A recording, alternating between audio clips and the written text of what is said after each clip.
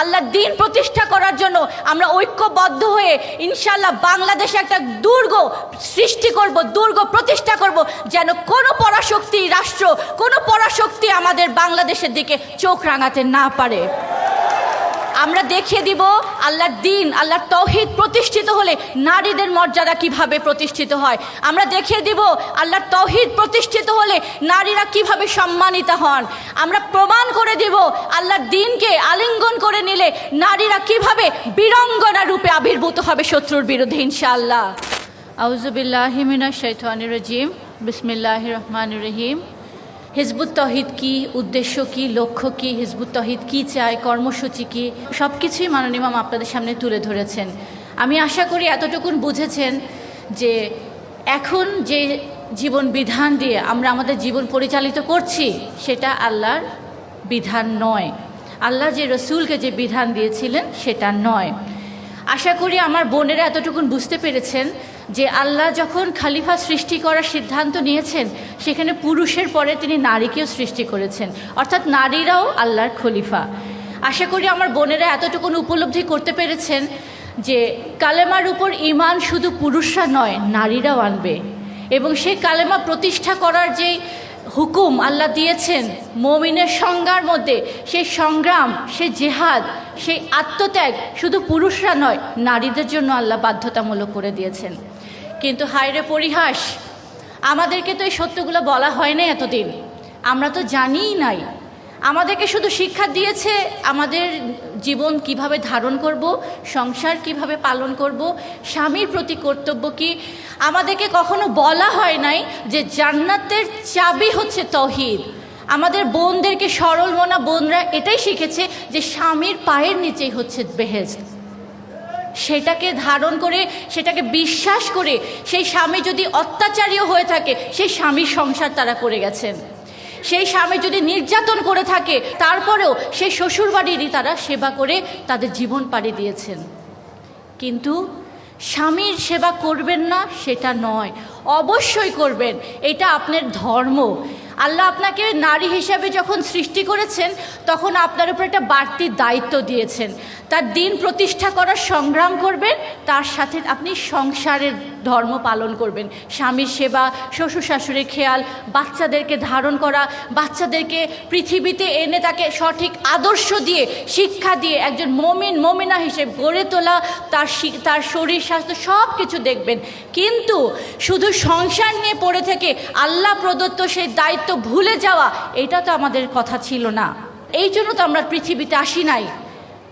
আজকে আমরা যদি সারা রাতও, সারা জীবনও যদি সেজদায় পড়ে আল্লাহর কাছে শুকরিয়া আদায় করার চেষ্টা করি, হে আল্লাহ তুমি আমাকে সঠিক পথে সন্ধান দিয়েছো, হে আল্লাহ তুমি হিজবুত তৌহিদকে নিজে এই পৃথিবীতে প্রতিষ্ঠা করে এক মহামানবের হাত ধরে এটাকে প্রতিষ্ঠা করে এক মহামানব দিয়ে তুমি এটা পরিচালিত করছো, এবং তাদের আলোচনা শুনে আজকে আমি বুঝলাম আমার পথটা কতটুকুন ভুল ছিল। যদি আপনারা বুঝে থাকেন তাহলে আজকে থেকে আপনাদের জীবনের ধারা পাল্টে যাবে। আজকে থেকে আপনি বুঝবেন আল্লাহ প্রদত্ত আপনার সবচেয়ে বড় দায়িত্ব কি। আপনি বুঝতে পারবেন যে আপনার এই পৃথিবীতে আগমনের উদ্দেশ্য কি, আল্লাহকে বিজয়ী করা। ইবলিস যে আল্লাহকে চ্যালেঞ্জ দিয়েছিল, সেই চ্যালেঞ্জে আল্লাহকে বিজয়ী করা, আল্লাহর হুকুম প্রতিষ্ঠা করার মাধ্যমে, এবং সেটা করাই হচ্ছে আপনার মুখ্য ইবাদত। সেটার জন্যই আপনি পৃথিবীতে এসেছেন, সেটা করাই হচ্ছে আপনার সবচেয়ে বড় দায়িত্ব আল্লাহর পক্ষ থেকে। এটার জন্য আপনার শিক্ষা অর্জন করতে হবে, এটার জন্য আপনার সাহস অর্জন করতে হবে, এটার জন্য আপনার শারীরিক একটা অবকাঠামো প্রয়োজন, স্বাস্থ্যবান হতে হবে, আপনার সংসার জীবনে প্রবেশ করতে হবে, এবং সেই সংসার ধর্ম পালন করতে হবে। কিন্তু মুখ্য যে দায়িত্ব, আশা করি আপনারা সেটা বুঝেছেন। আপনাদের আজকের থেকে যদি জীবনের দিশা যদি আপনারা পাল্টে দেন, আপনারা যদি আজকে থেকে সিদ্ধান্ত নেন যে আমি হিজবুত তৌহিদের সাথে ঐক্যবদ্ধ হয়েছি, আমি আজকে থেকে আল্লাহর এই দ্বীনকে পৃথিবীতে প্রতিষ্ঠা করার জন্য আমার জীবন সম্পদ উৎসর্গ করার ওয়াদা করলাম আল্লাহর সাথে, অঙ্গীকার করলাম আল্লাহর সাথে, তাহলে এই পৃথিবীতে আপনার আসার উদ্দেশ্য সার্থক হবে। এবং আমার বোনদের উদ্দেশ্যে আমি এটা বলবো, বোনেরা আপনারা যে অন্ধকারে ছিলেন আজকে আপনারা আলোতে আসলেন, আপনারা আজকে আলোর সন্ধান পেলেন। আলোর সন্ধানে হাঁটলে সেই রাস্তার অন্তিম গন্তব্যই হচ্ছে জান্নাত। এটা আপনারা আশা করি বুঝতে পেরেছেন। এটা বুঝতে পেরেছেন আল্লাহ মুমিনকে পৃথিবীতেও সম্মানিত করেন, তাদেরকে বিজয় দান করেন এবং পরকালে তিনি তাদেরকে জান্নাত দান করেন।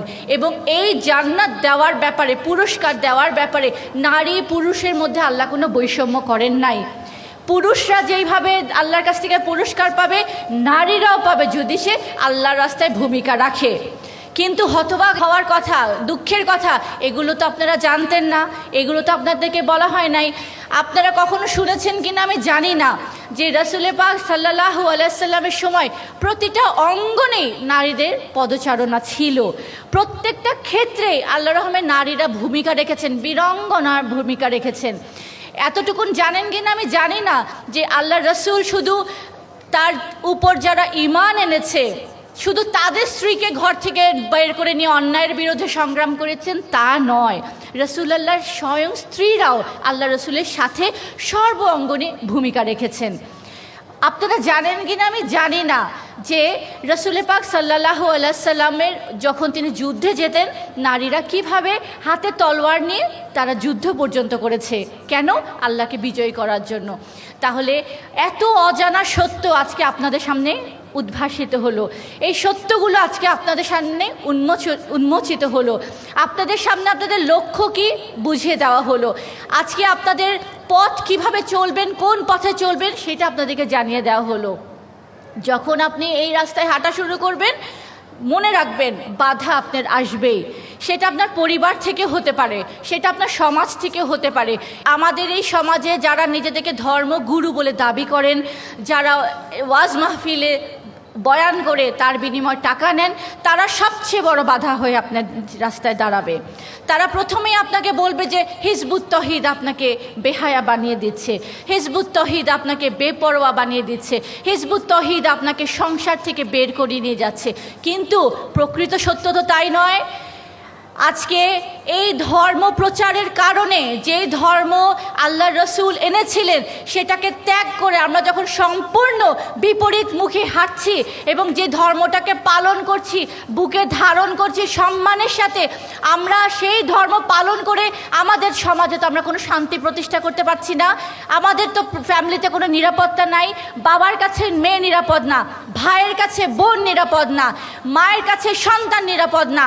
আজকে যখন একটা মাইলস্টোনের যে ঘটনাটা ঘটলো, এই হৃদয় বিদারক ঘটনা এমন কোনো মানুষ নাই, ইভেন পাষাণ হৃদয়ের মানুষেরও চোখ দিয়ে অশ্রু গেছে। এত ভয়ঙ্কর একটা ঘটনা ঘটে গেছে। আজকে যদি এই বাংলাদেশে শত্রুদের আক্রমণ হয়ে এই বাংলার মাটিতে শুধু ঢাকা শহরে যদি একটা বোমা পড়ে, সেখানে হতাহত নিহত সেখানে কি পরিমাণ হবে সেটা কি আমরা চিন্তা করেছি কখনো? এবং আমরা চিন্তাও করি নাই যে এই ভয়ঙ্কর ঘটনা যদি ঘটে আমাদের সন্তানদের কি হবে, আমাদের নারীদের কি হবে। কারণ আমাদের নারীরা তো আজকে অবলা, আমাদের নারীরা তো জানে না যে অন্যায়ের বিরুদ্ধে সংগ্রাম করতে হবে, আমাদের নারীরা তো জানে না যে আল্লাহকে বিজয় করার জন্য প্রয়োজনে জীবন সম্পদ স্বামী সন্তান সব কিছুকে কোরবান করার মন মানসিকতা রাখতে হবে। আজকে এই ঘটনায় বাংলাদেশের মানুষ এটাকে সামলাতে পারছে না, তাদের এত বড় চাপ। সেখানে যদি আজকে শত্রু যদি আজকে আগ্রাসন শক্তি যদি আমাদের এখানে যদি হামলা চালায়, তখন আমাদের হতাহতের ঘটনা আরও বেশি ভয়ঙ্কর হয়ে যাবে। কেন? কারণ আমরা জানি না তো, আমরা তো ঐক্যবদ্ধ না, আমরা তো জানি না যে ঐক্যের শক্তিতে আমরা যমুনা স্রোতকে পর্যন্ত উল্টায় দিতে পারি। আমরা তো বুঝি নাই যে একজন নেতার নেতৃত্বে যত বড় শত্রু হোক সেই শত্রুকে আমরা ভয় পাবো না। রাসূলুল্লাহ 313 জন 1000 জনের বিরুদ্ধে দাঁড়িয়ে সেখানে আল্লাহ বিজয় দান করেছেন। 1000 সৈন্য 10,000 সৈন্যের বিরুদ্ধে যুদ্ধ করে তারা বিজয় ছিনিয়ে এনেছেন। আজকে আমরা তো জানি না যে আমাদের ঐক্যের শক্তি কি পরিমাণ, এবং এই ঐক্যের শক্তি স্থাপন করার জন্য নারীরা কি পরিমাণ ভূমিকা রাখতে পারে সেই জ্ঞান আমাদের নারীদের নাই। কারণ তাদেরকে শিক্ষাই দেওয়া হয়েছে অন্তর্মুখিতা, তাদেরকে শিক্ষাই দেওয়া হয়েছে পশ্চাৎপদ থাকো, তাদেরকে বলাই হয়েছে তোমার সাহস বুদ্ধি জ্ঞান মর্যাদা কিচ্ছু নাই, তুমি ঘরের একটা জড়বস্তু হিসেবে থাকো। কিন্তু আজকে যদি এই নারীরা জেগে ওঠেন, আজকে যদি তারা তাদের আসল পরিচয় জেগে ওঠেন, তারা যদি আজকে হিজবুত তহিদের এই ডাকে নারী পুরুষ সবাই মিলে ঐক্যবদ্ধ হয়ে আমরা যদি একটা ইনশাল্লাহ এমন একটা জাতি গঠন করতে পারি যেই জাতির সামনে পৃথিবীর কোনো শক্তি ইনশাল্লাহ দাঁড় করতে পারবে না, তুলার মতন ইনশাল্লাহ উড়ে যাবে, তুলার মতন উড়ে যাবে, তারা কখনো টিকবে না। আমরা এই কথাগুলো বলছি কেন? কারণ আমরা দেখতে পাচ্ছি কি ভয়াবহ একটা সময় তেড়ে আসছে আমাদের দিকে, আমরা সেটাকে অনুধাবন করতে পারছি, আমরা সেটা চোখে দেখতে পাচ্ছি। কিন্তু আপনারা নিজেদের জীবন নিয়ে এতটাই ব্যস্ত, আপনারা আপনাদের সন্তানদেরকে লালন পালন করতে এতটাই মগ্ন, তাদের স্কুল কোচিং নিয়ে দৌড়াদৌড়ি করতে করতে সংসার সামলাতে সামলাতে আপনারা এতই ব্যতিব্যস্ত হয়ে গেছেন যে ঘরের পাশে যখন শত্রু হয়ে গেছে আপনাদের কোনো খেয়ালই নাই, আপনারা সেই ব্যাপারে সচেতন না। আপনারা দেখছেন যে মায়ানমার আগুন জ্বলছে, আপনারা দেখছেন যে প্যালেস্টাইনে আগুন জ্বলছে, কিন্তু সেই আগুনের তাপ আমরা এখানে অনুভব করছি। সেই আগুনের যে তাপ সেইটা ওখানে বসে নাই, সেটা গড়িয়ে গড়িয়ে বাংলাদেশের দিকেও এখন আসছে।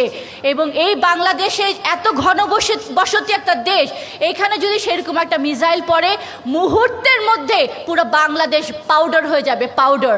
সেখান থেকে যদি আমরা বাঁচাতে চাই, এই নারীদেরকে আজকে এগিয়ে আসতে হবে, এই বোনদের আজকে এগিয়ে আসতে হবে, তাদের আসল পরিচয় নিয়ে তাদের উপরে আল্লাহ প্রদত্ত সেই দায়িত্বকে কাঁধে তুলে নিয়ে আসতে হবে, ঠিক যেভাবে রাসূল পাক সাল্লাল্লাহু আলাইহি ওয়াসাল্লামের নারীরা এসেছিলেন।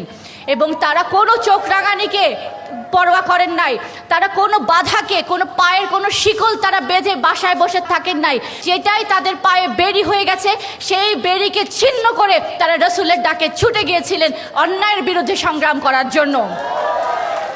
আজকে আবারও 1500 বছর পরে সেই ডাক আজকে আপনাদের কাছে যাচ্ছে, সেই ডাক আজকে আপনাদেরকে দেয়া হলো যে সমস্ত কুপমণ্ডকতা, অসারতা, সমস্ত জড়জীর্ণতা ছিন্ন করে আল্লাহর জন্য বেরিয়ে আসেন, আল্লাহর দ্বীন প্রতিষ্ঠা করার জন্য আমরা ঐক্যবদ্ধ হয়ে ইনশাল্লাহ বাংলাদেশে একটা দুর্গ সৃষ্টি করব, দুর্গ প্রতিষ্ঠা করব, যেন কোনো পরাশক্তি রাষ্ট্র, কোনো পরাশক্তি আমাদের বাংলাদেশের দিকে চোখ রাঙাতে না পারে।